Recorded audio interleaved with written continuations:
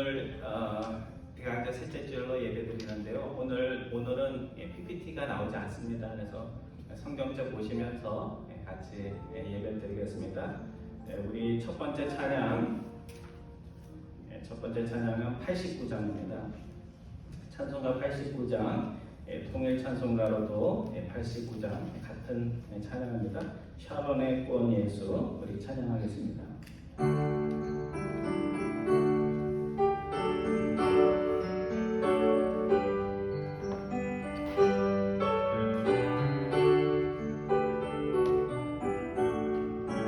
샤론의 꽃 예수 샤론의 꽃 예수 나의 마음에 거룩하고 아름답게 비소서. 내 생명의 참 사랑의 향기로 언제마다 풍겨나게 하소서. 예수 샤론의 꽃 나의 마음의 사랑으로 비소서. 2절입니다. 샤론의 꽃 예수 이 세상에서 어느 꽃과 비교할 수 있으랴. 나의 삶의 한결같은 은혜와 사랑으로 가득하게 하소서. 예수 샤론의 꽃 나의 마음의 사랑으로 비소서. 3절입니다. 샤론의 꽃 예수 모든 질병을 아니 없는 능력으로 고치사 복종하며 근심하는 자에게 크신 힘과 소망 내려주소서. 예수 샤론의 꽃 나의 마음의 사랑으로 비소서. 4절입니다. 샤론의 꽃 예수 비소서. 주의 영광이 땅 위에 가득해 전함한 주님 앞에 드려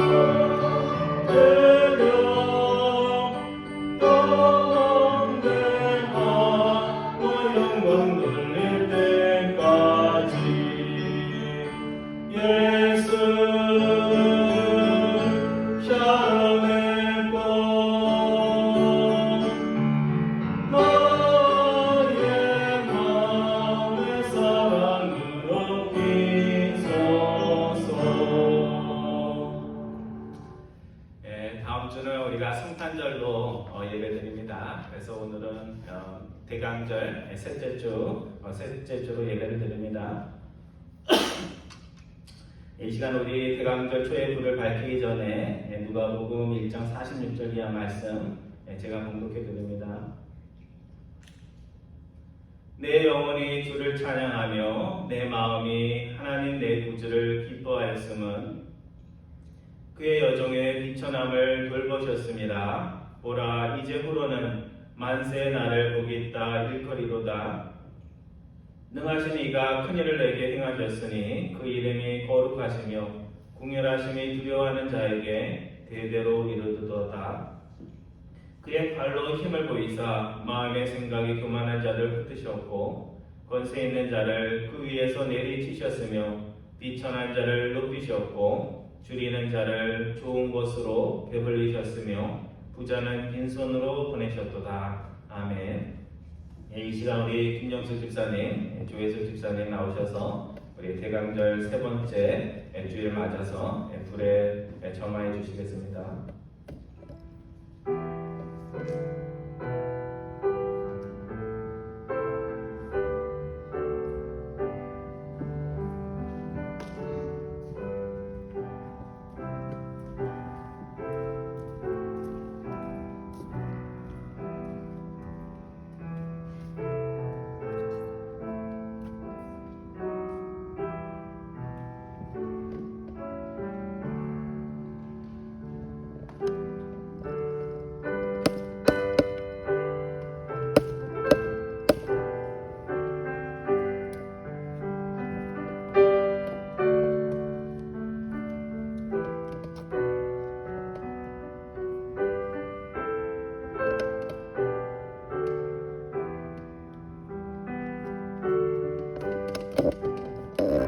기도하심으로 여기 예배 시작하겠습니다. 기도하겠습니다.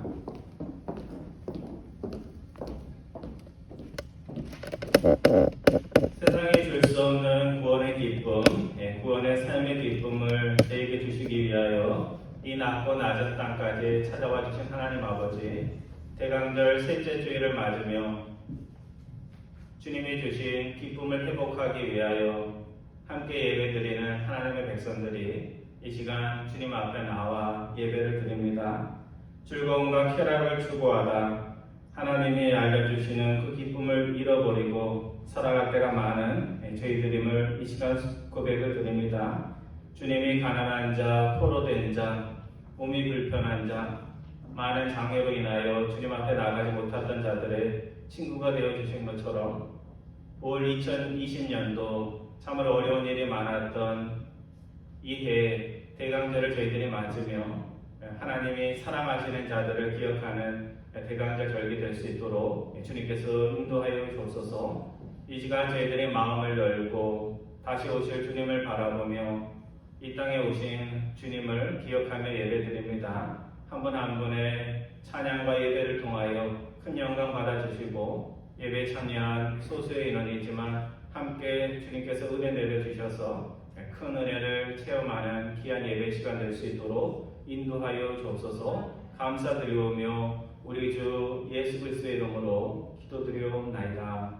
아멘. 예, 우리 다 같이 일어나셔서 찬양하겠습니다. 찬송가는 105장입니다. 찬송가 105장, 오랫동안 기다리다.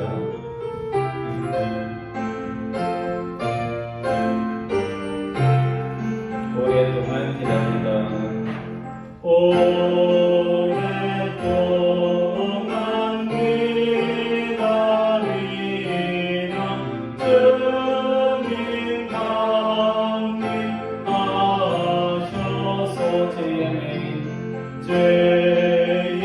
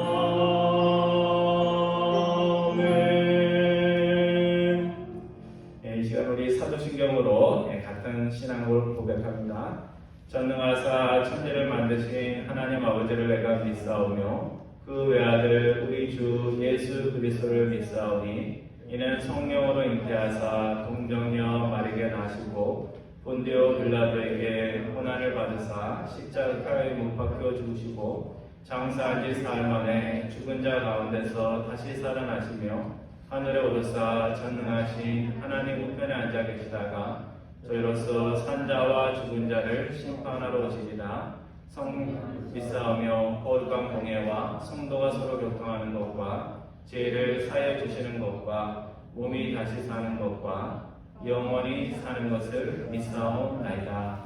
아멘.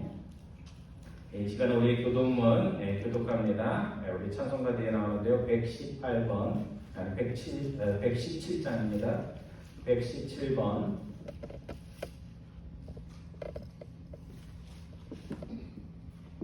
교독문 117번 구주강림 세 번째입니다. 강야와 메마른 땅이 기뻐하며 사막이 백합과 같이 피어 즐거워하며 우성하게 피어 기쁜 노래로 즐거워하며 레바논의 영광과 열매가 샤론의 아름다움을 얻을 것이라. 그것들이 여호와의 영광 곧 우리 하나님의 아름다움을 보리로다. 너희는 약한 손을 강하게 하며 떨리는 무릎을 굳게 하며 겁내는 자들에게 이르기를 굳세어라 두려워하지 말라. 보라 너희 하나님이 오사 복하시며 갚아주실 것이라. 하나님이 오사 너희를 구하시게 하라. 그때 맹인의 눈이 밝을 것이며 못 듣는 사람의 귀가 열릴 것이며 그때 저는 자는 이는 강야에서 물이 솟겠고 사막에서 시내가 흐를 것입니다. 뜨거운 사막이 변하여 못이 될 것이며 메마른 땅이 변천하여 원천이 될 것이며 승냥이의 놓던 곳에 풀과 갈대와 부들이 날 것이며 거기에 대로가 있어 그 길을 거룩한 길이라 일컫는 바 되리라. 다 같이 합니다. 깨끗하지 못한 자는 지나가지 못하겠고 오직 구성함을 입은 자들을 위하여 있게 될 것이라. 아멘. 이 시간 우리 박정현 선생님 나오셔서 기도 인도해 주시겠습니다.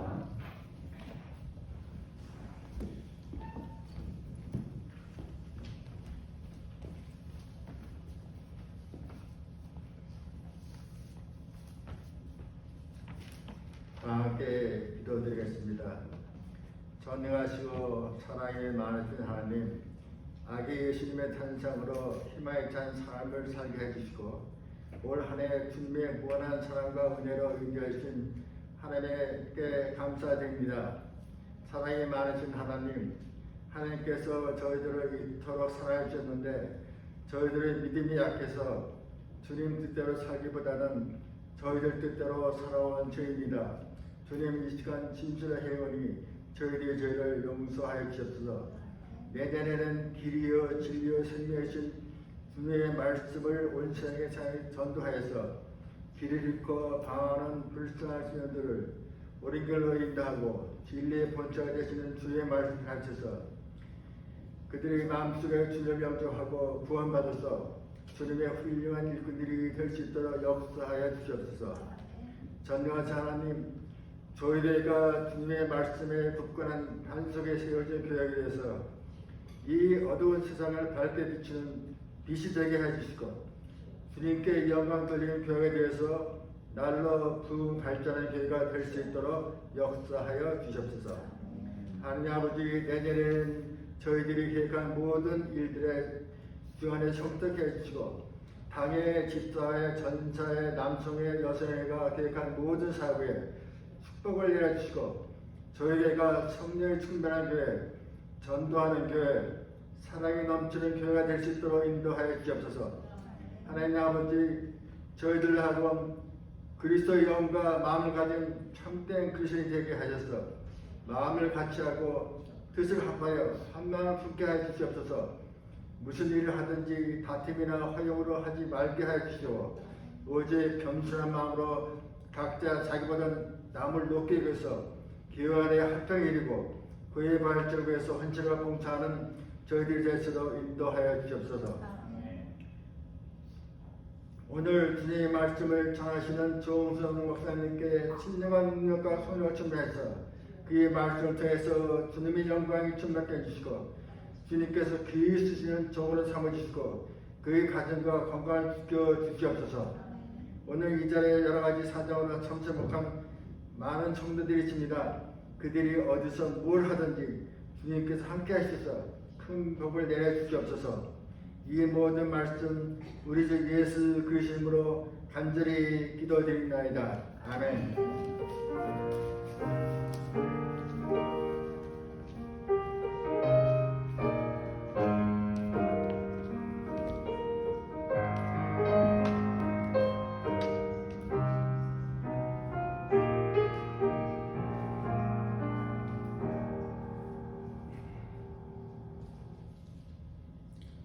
오늘 하나님의 말씀은 마태복음 11장 말씀입니다.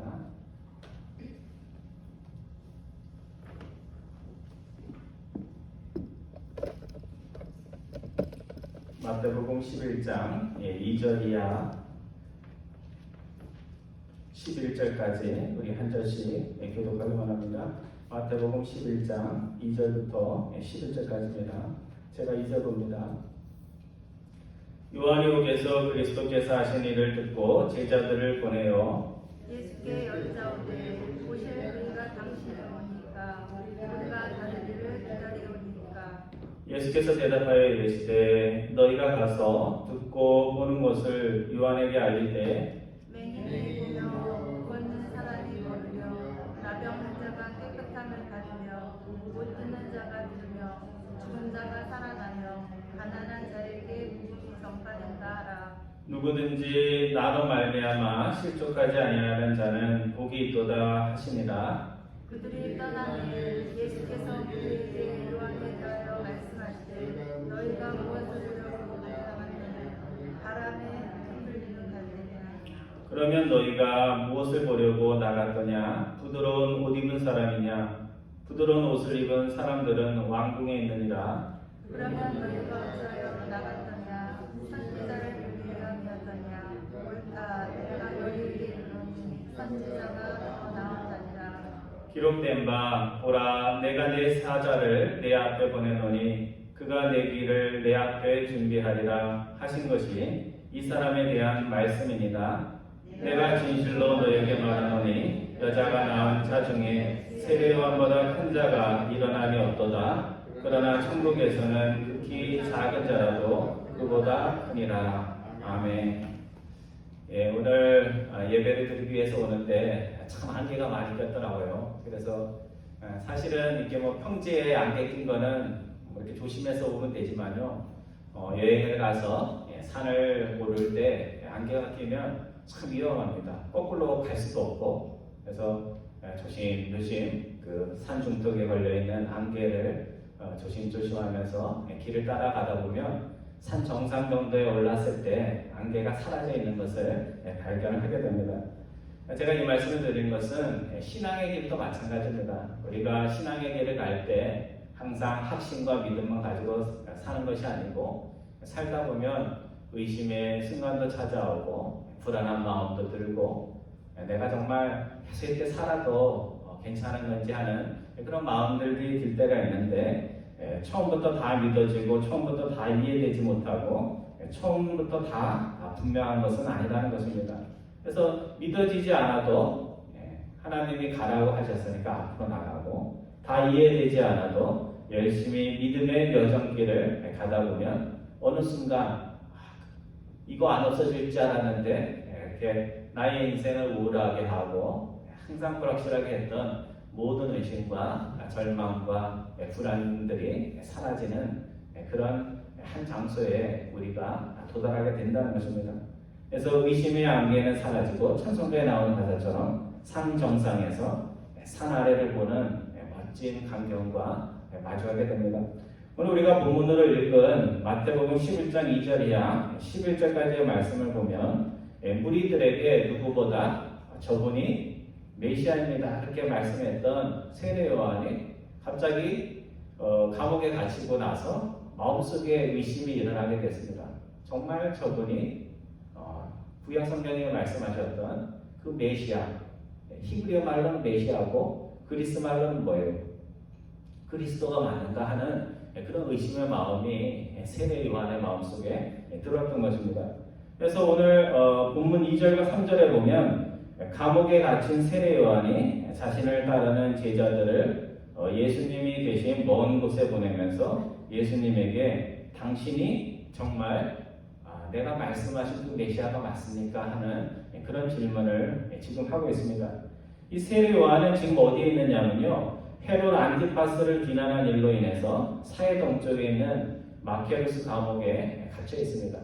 성경에 보면 헤롯이라는 이름이 자주 나오는데요, 이게 아버지 헤롯인지 오늘 본문에 나오는 본문에 나올 건 이제 복음서에 나오는 그 세례 요한을 갇히게 한 사람은 그 아들입니다. 그래서 헤롯 왕의 세 아들이 있었는데 그 세 아들이 그 유대 지역과 사마리아 지역을 이렇게 세 등분해가지고 다스리고 있어서 어디에 보면 분봉왕이라고 그렇게 소개를 하고 있습니다. 근데 한 아들이 갈릴리와 베레아 지방을 다스렸는데 그의 이름이 헤롯 안티파스라는 그런 사람입니다. 아버지와 같은 이름을 가지고 있는데 이 아들이 이복 동생 빌립의 아내를 좋아해서 결혼을 하기 위해서 멀쩡히 있는 자기 아내와 이혼을 하고 결혼을 하게 됩니다. 그래서 이 세례 요한이 이복 동생의 아내와 결혼하기 위해서 자기 아내를 버리고 이혼한 이 헤롯 안티파스에 대해서 비판을 하게 됩니다. 근데 보통 높은 자리에 오를수록 남들이 자기를 비판하면 그걸 참지를 못해요. 제가 정치 얘기는 안 하고 싶은데 요즘 한국에서 보면 제 기억으로도 다 기억이 나는데 대통령으로부터 산 권력도 잘못한 것이 있으면 법으로 구속하라 그렇게 명령을 받은 검찰총장, 굉장히 높은 위치죠. 근데 대통령과 여권의 미움을 받아서 요즘 뭐 징계일을 연다, 뭐 회의를 한다 하는 그런 이야기가 들립니다. 근데 예나 지금이나 정치 얘기를 하려는 건 아니고요. 절대 권력자들은 공정과 공의를 말하지만 그 말이 자신에게 적용될 때 그것을 견디지 못하는 것 같습니다. 아무도 헤롯 안티파스의 잘못을 지적하지 못하고 있을 때 세례 요한이 하나님의 사람으로서 선지자로서 이 일을 지적하였고 결국 이 일 때문에 미움을 받아서 지금 세례 요한이 어디에 있어요? 감옥에 갇혀서 언제 죽을지도 모르는 그런 순간을 지금 맞고 있는 것입니다. 근데 지금 감옥에 갇힌 세례 요한의 가장 큰 관심은 내가 어떻게 하면 감옥에서 나갈까 하는 것이 아니라 자신이 전하였던 하나님의 나라, 자신이 메시아라고 증거했던 그 예수님이 정말 하나님께서 구약을 통해서 약속해 주신 메시아가 맞는가 하는 것이 마지막 감옥에 갇혀있는 세례 요한의 관심이었습니다. 자신이 감옥에 갇히는 바람에 자신의 사역의 바톤을 이어받은 그 예수님께서 정말 구약이 약속하신 메시아가 맞는지 그것이 세례 요한은 정말로 알고 싶었던 것입니다. 그래서 세례 요한이 지금 갇혀있는 데가 어디냐면요, 그 이스라엘 지도를 보면 강이 두 개가 있잖아요. 위에는 갈릴리, 밑에는 더 큰 사해라는 곳이 나오는데 바다는 아니고 호수인데 사해 동쪽 언덕 꼭대기에 있는 마케루스라는 헤롯 궁전이 있던 곳에 감옥이 있었는데 거기서 100마일 떨어진, 그러니까 사해는 밑에 있고 갈릴리는 저 위에 있잖아요. 거리가 100마일 정도 되는 가버나움까지 제자들을 보낸 것입니다. 여러분, 하루에 사람이 걸을 수 있는 거리가 한 20마일 정도 된다고 합니다. 그럼 100마일은 며칠을 가야 돼요? 5일은 가야 되는 그 먼 길을 정말 감옥에 갇혀 있지만 자신의 궁금한 것을 물어보기 위해서 제자들을 파견한 것입니다. 그래서 세례 요한이 감옥에 갇혀 있으면서도 최고의 관심을 보였던 질문은 오늘 본문 3절에 나옵니다. 그래서 오늘 설교 제목이죠. 예수님, 오실 그이가 당신이 오니까 아니면 우리들이 다른 메시아를 기다려야 됩니까? 이렇게 질문을 하고 있습니다. 이 오실 그이라는 말은 미래형의 어떤 사람을 말하는 것이 아니고요. 구약 성경이 계속해서 말씀을 통해서 예언했던 우리가 기다리는 메시아, 우리가 기다리는 그리스도가 맞느냐 하는 그런 질문을 던지고 있는 것입니다. 왜 세례 요한이 이런 질문을 하였을까? 만약 세례 요한이 예수님이 메시아라는 100%의 확신을 가졌다면 제자들 보낼 필요가 있나요? 없나요? 없죠. 그게 의심스러운 게 없으니까 보낼 리가 없어요. 그리고 만약 예수님이 사역하는 걸 보니까 내가 생각했던 메시아가 아니야 하는 100%의 또 그런 부인하는 마음이 있었다면 제자를 보냈을까요? 안 보냈을까요? 제자를 또 보내지 않았을 겁니다. 아닌데 하고 절망하면서 포기를 했을 것입니다. 그래서 한편으로 보면 예수님이 구약이 말씀하신 메시아가 맞는 것 같고, 또 한편으로 보면 예수님이 하시는 일이 구약이 말씀하신 것과 좀 다른 것 같고, 그래서 세례 요한의 마음속에 이렇게 확신이 서지 않는 그런 마음이 있었던 것입니다. 오늘 우리도 신앙의 길을 가다 보면 세례 요한과 같은 그런 마음이 들 때가 있습니다. 그때 우리가 취할 수 있는 태도가 세 가지가 있는데, 세 번째 태도를 우리가 취해야 됩니다. 첫 번째는 나의 모자라는 지식과 신앙의 경험을 가지고 하나님이 하시는 일들에 대해서 굉장히 주관적으로 판단을 하고 어설픈 결론을 내리는 것입니다. 근데 세례 요한은 그렇게 했어요? 안 그렇게 했어요? 그렇게 하지 않았다는 사실입니다. 두 번째는 뭐냐면 우리가 흔히 믿음 좋다고 하는 방식인데 덮어놓고 믿는 겁니다. 어디서 저도 들은 것 같은데요. 기독교는 덮어놓고 믿는 종교가 아니고 어떻게 해야 돼요? 여러분 덮어놓으면 성경책이 보여요? 안 보여요? 안 보이죠. 그러니까 덮어놓고 믿는 게 아니라 열어놓고 믿어야 되는 종교가 기독교다. 이런 말을 제가 어디서 들은 것 같습니다. 하나님의 말씀, 성경을 펼치고 믿어야 됩니다. 그래서 모르는 것이 있으면 찾아보고, 또 모르는 것이 있으면 누군가에게 물어보고, 또 누가 물었는데 목사님한테 물었는데 목사님이 몰라요. 그럼 어떻게 해야 돼요? 목사님 뭐 이렇게 실력이 없어 이렇게 하는 게 아니라 또 아는 목사님한테 또 물어보고 이렇게 해서 펼쳐보면서 믿어야 되는 종교가 우리 기독교입니다. 그래서 세례 요한은 제자들을 먼 길을 보냈던 것은 의심이 가는 것이 있는데 그것을 물어보는 겸손함과 그런 모습들을 보여준 것입니다. 그 다음에 세 번째는 내 생각이나 감정으로 믿지 않고 이제 확실한 말씀의 증거들이 있을 때 증거는 있는데 믿고 안 믿고는 누가 결정해야 돼요? 본인이 결정해야 되죠. 그래서 증거만 있다고 다 믿는 건 아니에요. 성경이 증거잖아요. 그렇죠? 성경에 증거가 있음에도 불구하고 그것을 보고 믿는 자가 있고 안 믿는 자가 있는데 우리는 믿는 자 편에 서야 된다는 것입니다. 그래서 세례 요한은 아마도 제자들이 전하는 이야기를 듣고 주님이 이사야 선지자가 예언한 그분이 확실히 맞다는 것을 감옥 속에서 확신하게 되었을 것입니다. 그래서 감옥에서 인생의 마지막을 힘들게 보냈지만 세례 요한은 내가 해야 할 일들을 다 했다 하는 그런 안도의 마음을 가지고 하나님 내가 할 수 있는 모든 일을 할 수 있게 해주신 것에 대해서 감사합니다 하는 그런 감사의 기도를 아마 드렸다라고 저는 생각을 합니다. 성도 여러분, 모르는 것이 있을 때 물어서 배워서 하겠다는 것은 좋은 자세요, 겸손한 자세입니다. 오늘 많은 분들이 믿지 않으면서도 믿는 척, 정확히 모르면서도 아는 척, 이런 것에 익숙해 있을 때가 많습니다. 남자들이 좀 그래요. 저도 막 몰라도 막 아는 척하고 나도 그거 그때 해봤다 뭐 이런 허풍을 떨 때가 참 많이 있습니다. 근데 모르는 것이 있을 때는 성경을 펼치고 주위의 사람들에게 도움을 청하고 또 마지막으로 성령의 도우심을 받는 여러분과 저 되기를 바랍니다. 그래서 산 아래는 산을 올라보신 분들은 아시지만 산을 오르면 오를수록 밑에 그 산 아래의 모습들이 잘 보여요. 그렇죠? 산 중간에도 잘 안 보이는데 산 꼭대기까지 올라가면요 밑에 참 아름답고 밑에 뭐가 있는지가 다 보입니다. 그러니까 성경을 제대로 알면 알수록 성령님의 인도하심을 의지하면 의지할수록 또 함께 혼자 믿는 것이 아니라 집에서 혼자 연구하고 이런 거가 좀 되지도 않죠. 함께 협력하고 누군가의 도움을 받으면서 믿으면 믿을수록 하나님의 말씀을 통해서 우리에게 확실한 하나님의 세계가 있다는 것을 우리에게 말씀해 준다는 것을 우리가 항상 마음에 새겨야 됩니다. 오늘 본문 4절 이하 6절까지의 말씀은 예수님이 세례 요한이 제자를 통해서 질문을 할 때 그의 의심을 제거해 주기 위해서 대답하신 말씀입니다. 오늘 예수님이 어떤 메시아로 우리에게 오셨는지를 보여주는 굉장히 중요한 말씀인데 이사야서에 다 나오는 그런 말씀들입니다. 그래서 예수님은 세례 요한의 질문에 당신 같은 믿음의 사람이 어떻게 그런 의심을 가지냐 이렇게 책망하지 않고 예수님은 자신이 왜 구약 성경이 증언한 그 메시아가 맞는지에 대해서 지금 하고 있는 일하고 또 구약이 예언했던 내용하고 100% 어떻게 일치하는지에 대해서 설명을 해주고 있습니다.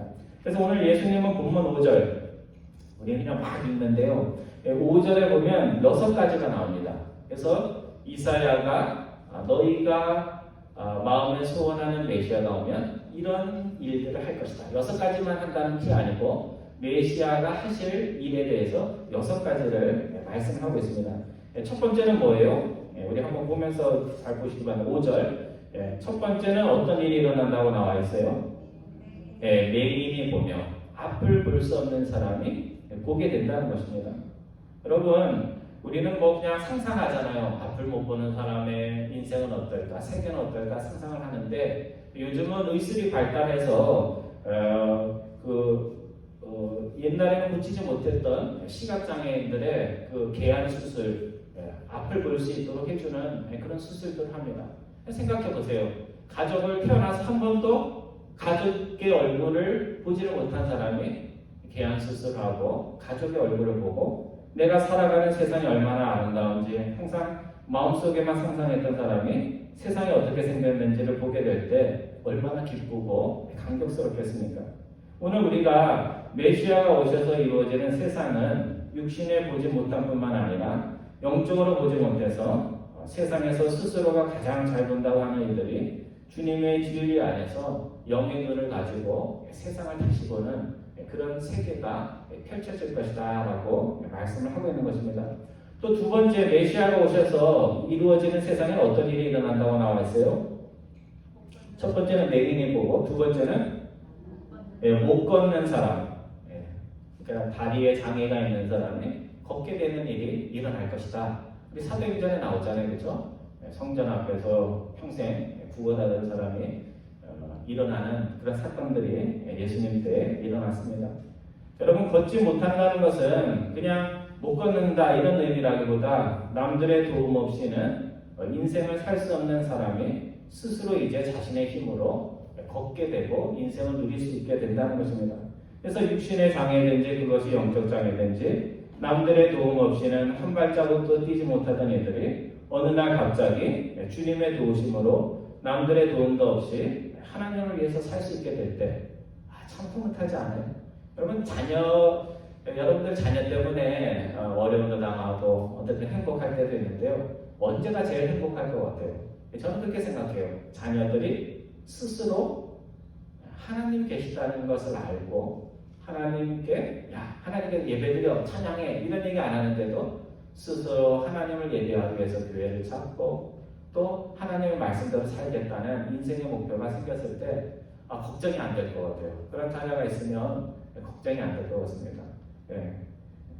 그 다음에 세 번째, 메시아가 이 땅에 오셔서 하신 일은 어떤 일이에요? 첫 번째는 맹인이 보고, 두 번째는 못 걷는 사람이 걷고, 세 번째는 나병 환자가 깨끗함을 받고. 이 나병이라고 나오면요, 그냥 문둥병만 생각하시면 안 되고요. 그 당시에는 피부병을 일컫는 말이 따로 없었습니다. 그래서 모든 심각한 피부병을 다 뭐라 그랬어요? 나병이라고 하면서 사람에게 가까이 가지 못하는 깨끗하지 못한 사람으로 그렇게 지칭을 한 것입니다. 여러분도 들었겠지만 한국에서 얼마 전에 피부병을 심각하게 앓는 34세, 정말 젊죠.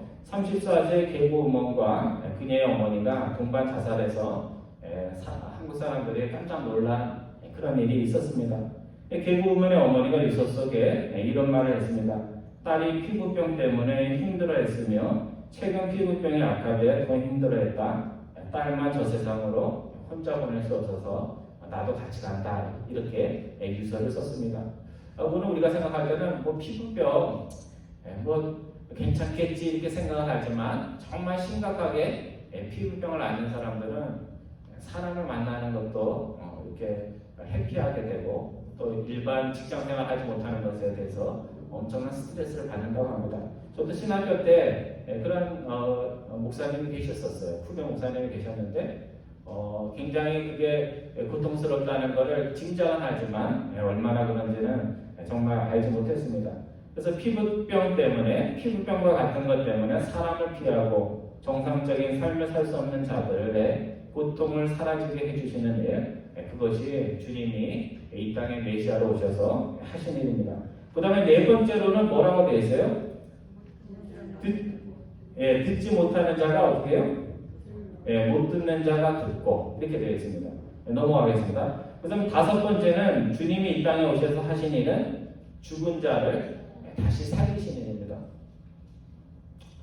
오늘 많은 분들이 믿음의 소망을 가지지 못하고 자꾸 세상에 타협하는 것은 죽음에 대한 두려움이 있기 때문에 그렇습니다. 살고 있으면서도 안 죽겠다고 그렇게 하고 또 죽을 때가 됐는데도 죄송해요. 표현이 좀 그런데 뭐 인생의 나이가 되면 하나님 부르시면 가야 되는 거잖아요. 그 죽을 때가 되었는데도 죽음 이후에 뭐가 있는지 알지 못해서 두려움에 떨 수 있습니다. 저도 뭐 죽을 때 어떤 마음이 들지 제가 여기서 상담할 수 없지만 그렇습니다.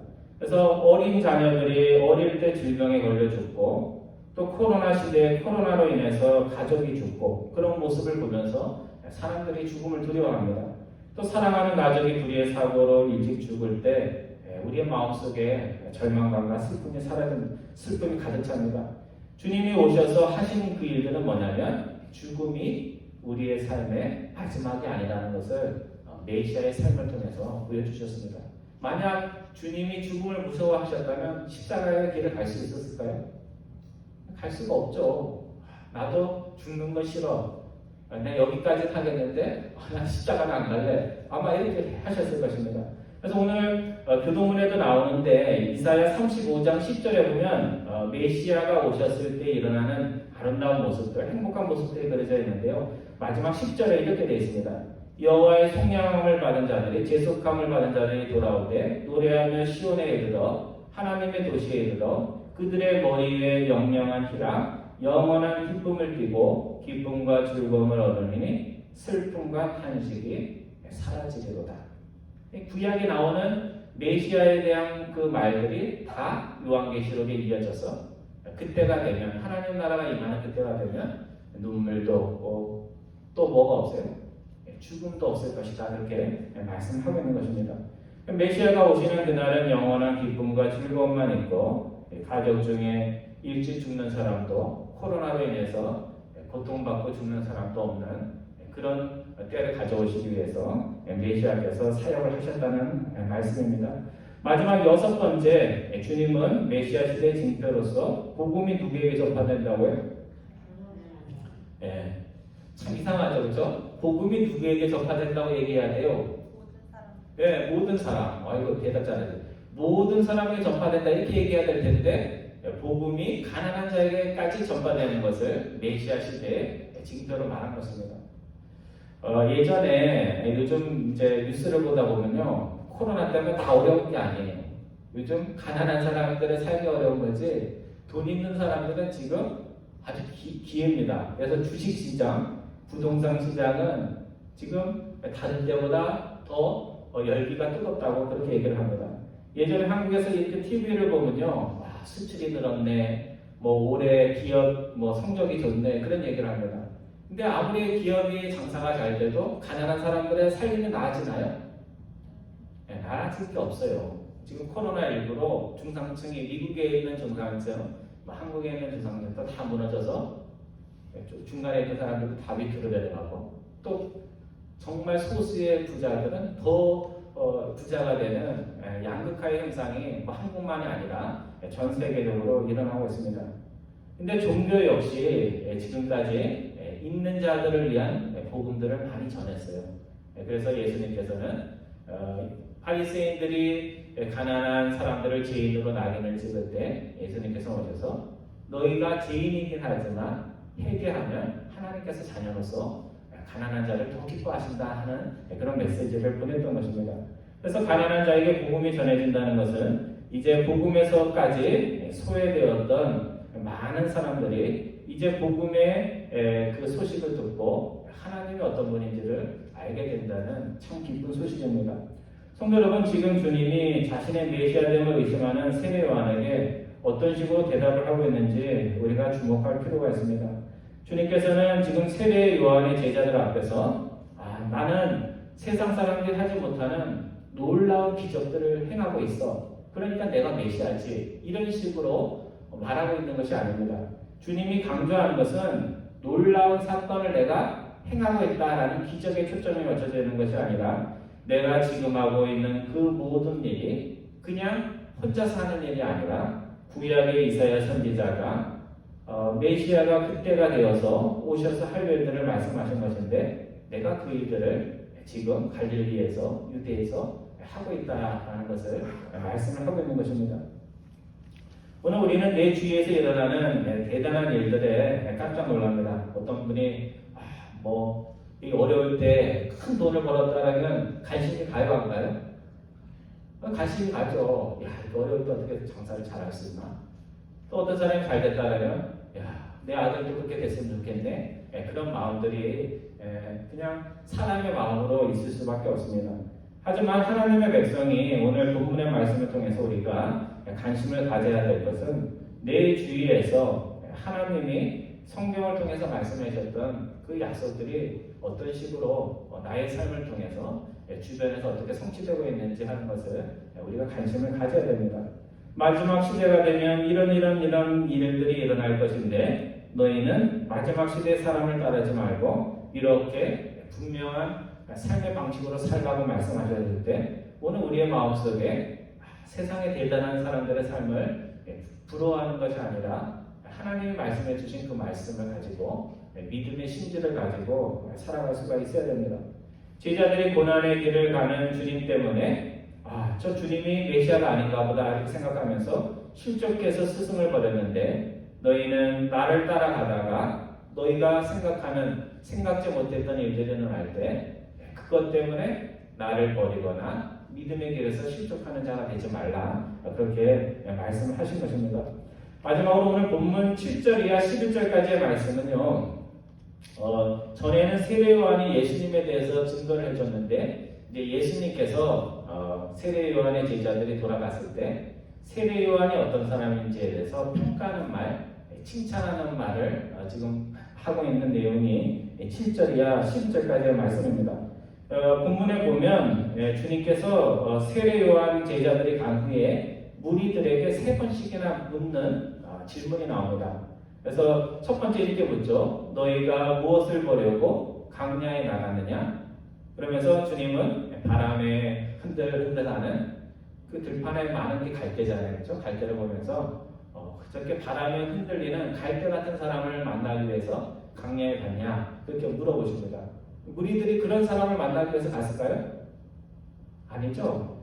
바람에 흔들리는 세상의 힘에 따라 세상의 상황에 따라 이렇게도 하고 저렇게도 인생이 바뀌고 삶이 바뀌는 사람을 보기 위해서 강리에 나간 것이 아닙니다.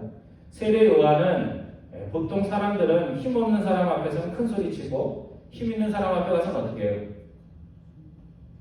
힘없는 사람 앞에는 이렇게 함부로 대하는 사람들이 더 그렇죠, 그죠? 힘 있는 사람 보면 어떻게 해요? 꼼짝도 못하는 그런 일들이 있는데 세례 요한은 반대였습니다. 그래서 힘없는 자 앞에서는 너그럽고 힘 있는 자 앞에서도 하나님의 말씀을 담대히 전했던 사람이 세례 요한입니다. 그래서 세례 요한은 신앙의 지조를 가지고 하나님의 뜻을 전하다 지금 감옥에 있다. 그러니 세례 요한이 참 대단한 사람이다 이렇게 칭찬을 한 것입니다. 또 두 번째 주님이 똑같은 편으로 또 물으십니다. 너희는 무엇을 보기 위해 광야에 나가냐? 부드러운 옷. 여러분 옷이 부드러운 거는 좋은 거예요? 나쁜 거예요? 좋은 겁니다. 거칠거칠하고 이게 나무 토막 같고 가죽 같은 것은 나쁜 옷을 말하는 거고 부드러운 옷은 돈이 많은 사람들이나 살 수 있는 고급스러운 옷을 말하는 겁니다. 너희들이 고급스러운 옷을 입은 사람을 보려면 왕궁에 가야 되지 않느냐 그렇게 말씀을 하는 것입니다. 그래서 이 부드러운 옷을 입은 사람이라는 것은 뭐냐면요 인생의 목적이 자신을 즐겁게 하고 자신의 쾌락을 쫓는 사람을 말하는 것입니다. 너희가 자기 자신만을 위해서 영어로 얘기하면 셀프 프리저와 같은 사람을 만나기 위해서 광야에 가느냐 그곳에서 만났느냐 이렇게 묻는 겁니다. 세례 요한이 그런 사람이에요? 그런 사람이 아니죠. 세례 요한은 무슨 옷을 입었다고 나와요? 예, 무슨 가죽이에요? 예? 짐승 가죽. 예, 짐승 가죽이 아니고 약대. 예, 약대는 아마 낙타 있죠, 낙타. 예, 낙타 가죽 옷을 입었습니다. 얼마나 그 거칠거칠하겠어요. 낙타 털로 만들고 가죽으로 만들었으니까. 그러니까 세례 요한이 하나님 나라의 뜻을 두고 세상에 거친 삶을 사는 것을 두려워하지 않았다는 칭찬의 말입니다. 또 두 번째, 주님은 세례 요한을 가르치면서 그래 너희들이 선지자를 만나러 갔지 하면서 세례 요한은 선지자 중에서도 그냥 선지자가 아니라 선지자보다 큰 선지자 중에 제일 큰 자라고 그렇게 소개를 합니다. 왜 주님이 이렇게 소개를 하셨을까? 이유는 두 가지입니다. 첫 번째, 선지자이면서도 선지자의 나타남을 예언을 받은 인물이 세례 요한이기 때문에 그렇습니다. 그래서 말라기 3장 1절에 보면 이런 말씀이 나옵니다. 세례 요한에 대한 말씀으로 우리가 해석을 하는데요. 만군의 여호와가 이르노라 보라 내가 내 사자 마이 메신저를 보내니 그가 내 앞에서 하나님 앞에서 길을 준비할 것이다. 그래서 주님의 길을 준비한 하나님의 메신저 사자 그가 누구라는 거예요? 세례 요한이죠. 그러니까 누군가를 소개하는 사람인데 그 소개하는 사람을 또 구약에서 예언자가 예언을 하고 있으니까 예언자 보통 예언자가 아니고 대단한 예언자다라는 그런 말씀입니다. 두 번째 세례 요한이 대단한 사람인 것은 구약과 신약의 중간에 속한 인물로 구약에 속한 자로서 메시아를 직접 눈으로 보고 그 길을 준비한 영광과 영예를 누렸던 유일한 사람이기 때문에 그렇습니다. 그 다음에 세 번째, 주님은 세례 요한을 소개하면서 본문 16절에 여자에게서 난 자, 여러분 가운데 여자에게서 안 난 자 있으세요? 나는 남자에게서 태어났다 이런 사람 있어요? 없죠. 그러니까 여자에게서 난 자 중에라는 뜻은 사람 중에서, 그렇죠? 다 엄마한테 태어나잖아요. 그러니까 사람 중에서 가장 큰 사람, 그 사람이 세례 요한인데, 그렇지만 하나님 나라에서는 가장 작은 자보다 세례 요한이 어떻다고요? 크다, 작다. 작다 이렇게 말씀을 하고 있습니다. 그러니까 예수님께서 지금 세례 요한에 대해서 계속 칭찬을 하시다가 마지막에는 세례 요한에 대한 칭찬이 아니라 예수님이 여시는 그 메시아의 세계를 경험하게 되는 너희들이 그 위대한 세례 요한보다도 더 위대한 자다라는 것을 말씀을 하고 있는 것입니다. 성도 여러분, 주님이 오신 그날을 기다리면서 오늘 우리도 가끔씩 세례 요한처럼 질문을 해볼 수 있습니다. 주님, 제가 마음에 소원하고 또 교회에서 예배드리고 또 대강절이 되면 기다리는 그 주님이 정말 이사야가 말씀하신 그 예언자요, 또 복음서가 증거한 복음서에 나오는 주님이 맞습니까? 하는 그런 질문들을 우리가 할 수가 있습니다. 오늘 우리들이 이 대강절 기억해야 될 것은 우리가 소원하는 그 메시아 주님이 정말 성경에 말씀하신 그분이 맞는가 하는 것입니다. 우리 가운데 작은 자로 찾아오신 그 주님, 오늘 이사야 선지자가 예언한 것처럼 보지 못하는 이의 눈을 열어주고 걷지 못하는 이를 걷게 해주고 깨끗하지 못하여 사람을 만날 수 없는 자들을 만날 수 있게 해주시는 그분, 부자들만의 기쁨이 아니라 부자들의 소유가 아니라 가난한 자에게도 기쁨이 되어 주셨던 그분을 오늘 우리가 대강절 정말 나의 주님으로 간절히 소망하고 기다리고 있는가 하는 것입니다. 오늘 내가 그런 분을 간절히 기다리고 있다면 대강절 정말 우리가 바른 마음으로 주님을 기다리고 있는 것일 것입니다. 지난주에 나는 너희 중에 가장 작은 자 중에 있다 말씀하신 주님께서 오늘은 마태복음 11장 말씀을 통해서 너희가 메시아가 하셨던 그 사역에 참여하는 자는 여자에게서 태어난 사람 중에 최고의 사람인 세례 요한보다도 너희는 더 위대하고 큰 영예를 맡은 자라는 그 말씀을 마음속에 꼭 기억할 수 있기를 바랍니다. 대강절 우리 아이들은 예수님보다 누구를 기다려요? 꼬마들은 누구를 기다려요? 성탄절이 되면? 산타. 근데 애들만 그러면 괜찮은데 우리 어른들의 마음속에도 주님이 오셔서 뭐 내가 말하는 선물이 아이들은 자전거를 원하는데 나는 집을 원하고 차를 원하고 더 좋은 직장을 원하는 그런 것들이 되지 않기를 바랍니다. 그래서 우리가 정말 대강절에 우리가 소원하고 기도하는 것이 뭐 산타와 같이 선물을 갖다 주시는 어떤 분이 아니고 오늘 성경이 직언하고 있는 나를 위해서가 아니라 나보다 더 어려운 자들을 위해서 오신 그 주님을 기억하면서 주님이 하셨던 그 일들을 함께하며 주님이 오시는 길을 준비했던 세례요한과 같이 하나님 앞에서 칭찬받는 여러분과 저 되기를 주님의 이름으로 축원드립니다. 기도하겠습니다.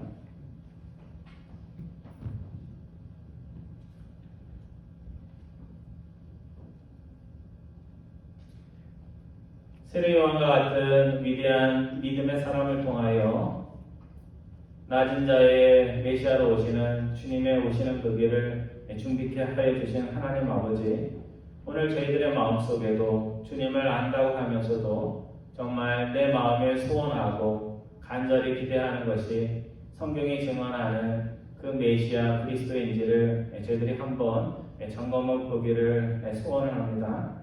저희들이 망가진 인생들을 다시 세워주신 그 메시아를 마음속에 소원하며 마음으로만 기대하는 것이 아니라 또 그런 하나님이 기뻐하시는 사역 속에 항상 마음을 두며 살아갈 수 있는 저희들 다 될 수 있도록 인도하여 주옵소서.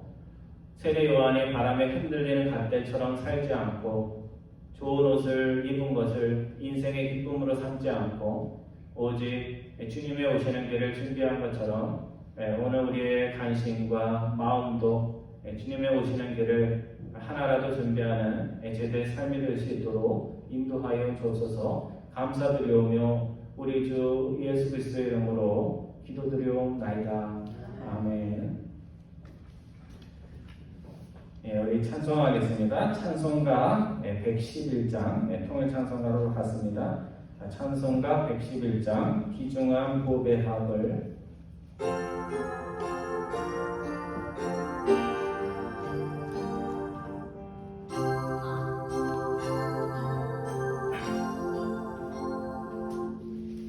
귀중한 보배합을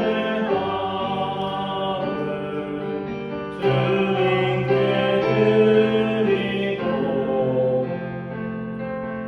우리의 몸과 마음도 다 함께 바치세. 주님을 노래하고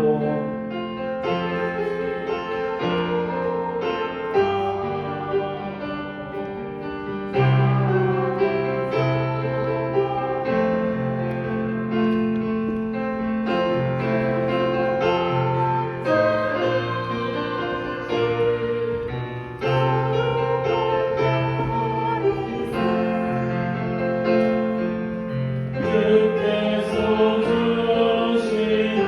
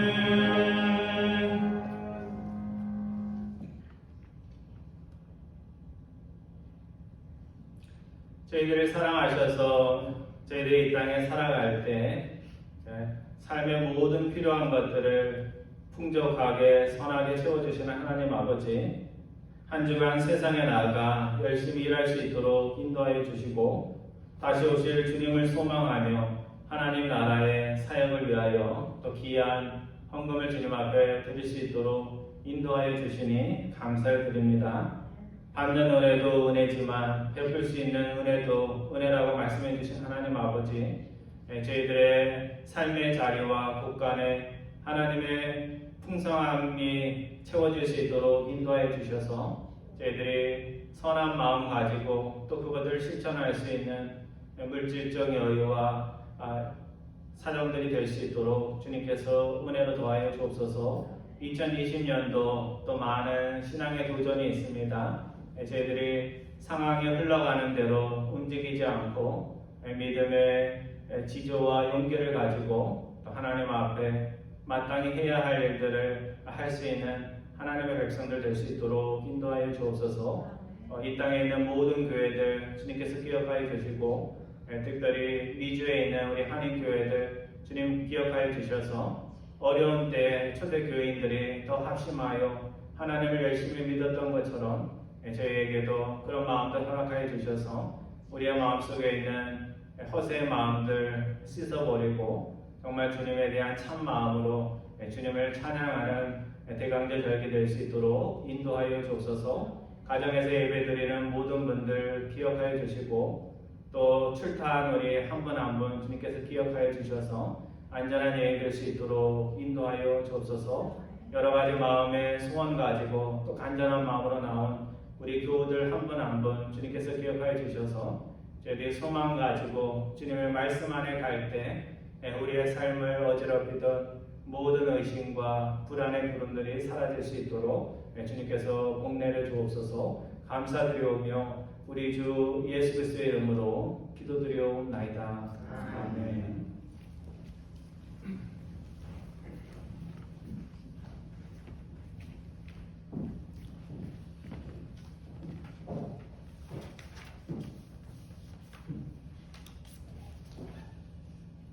오늘은 대강절 셋째 주일로 예배드리고 있고요. 다음 주일날은 우리가 성탄 예배로 드립니다. 그래서 보통 성탄 이후에 또 따로 모이고 그랬는데 올해는 가능하지 않을 것 같습니다.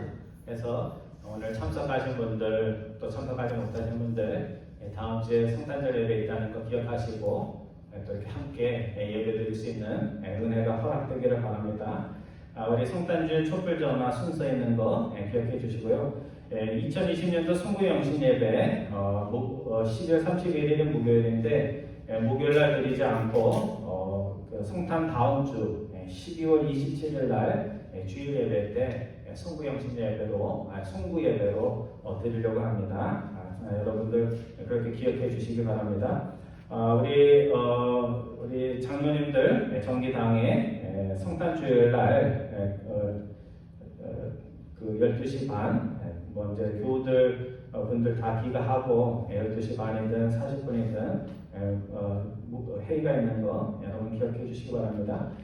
우리 2020년도 달력은 마지막 주일날 배급을 하겠습니다. 그래서 지금 픽업하는 분이 있어서 픽업은 이렇게 해결됐음을 알려드립니다.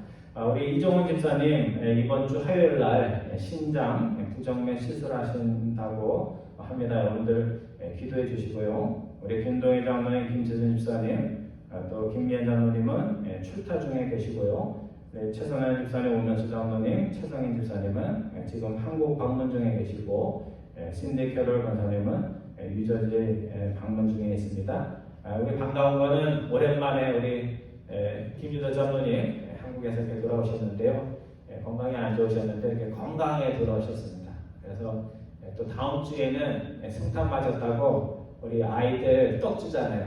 떡 대신에 쌀을 이렇게 도네이션 해주셨습니다. 그래서 꼭 나오셔서 떡은 아니고 쌀도 받고 성탄 예배 함께 드릴 수 있기를 바랍니다. 우리 다 같이 일어나셔서 마지막 파송의 찬양 부르신 후에 축도를 예배 마치겠습니다.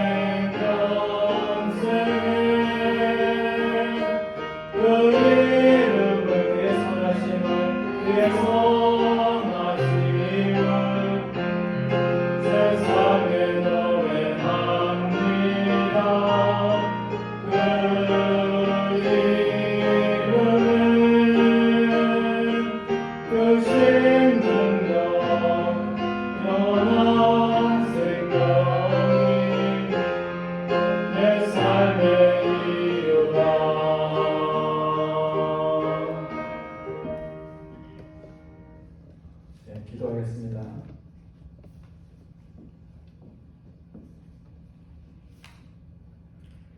평화 가운데 세상으로 나아가십시오. 용기를 가지고 선한 것을 붙잡고 누구에게도 악을 악으로 갚지 말고 마음이 약한 자들에게 용기를 주고 연약한 자들의 힘이 되고 고통 가운데 있는 자들을 도우며 모든 사람들을 존경하고 성령이 주시는 능력 가운데 기쁨으로 주님을 사랑하며 섬기십시오. 이제는 우리 주 예수 그리스도의 은혜와 하나님 아버지의 극진하신 사랑하심과 성령님의 능력 부어주심이 오늘 마태복음 11장의 말씀을 통하여 세상의 바람이 거셀지라도 바람에 흔들리지 않으며 좋은 옷을 탐하지 않고 하나님이 주신 삶의 환경 속에 기뻐하며 오늘 세례 요한이 주님을 준비하는 삶을 살았듯이 오늘 이 시대에 주님을 준비하며 살아가기로 마음에 다짐하는 사랑하는 모든 하나님의 백성들 위해 지금으로부터 영원토록 함께 하시기를 축원하옵나이다. 아멘.